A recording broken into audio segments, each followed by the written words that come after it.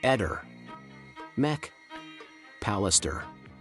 Ci si è sempre chiesti, in questi anni, come mai durante tutta l'indagine sulla triste sorte di Liliana Resinovic fossero stati acquisiti i consumi elettrici relativi solo al laboratorio di via Donadoni in uso al marito della donna. Si è sempre pensato che anche e soprattutto la verifica dei consumi elettrici della casa di Liliana di via Verrocchio 2 avrebbero potuto dare risposte su quel fatidico 14 dicembre 2021, giorno della scomparsa della donna.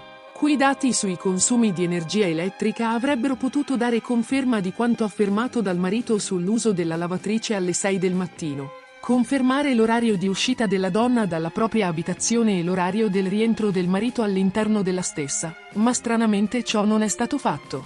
Ci si è molto stupiti di questo. Per mesi il marito ha sempre riferito che, il 14 dicembre al suo rientro in casa, era tutto regolare, tutto in ordine, piatti lavati, il letto rifatto. Questo per mesi. Poi all'improvviso l'uomo aggiunge al suo racconto che, al suo rientro in casa, dopo il giro in bici sul Carso, trova la luce dell'andito accesa. Curioso, no? Curioso che non ne abbia mai fatto cenno sin da subito di questo particolare dettaglio. Ora si capisce perché.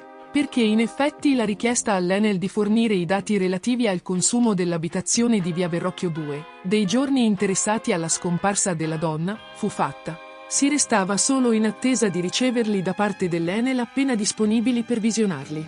Ma di questi dati non c'è traccia, volati via al soffio della Bora triestina. Facevano forse parte di quel "non tutto è stato inserito nel fascicolo"? Cosa c'era in quei dati? Ehi, non dimenticare di iscriverti a questo canale.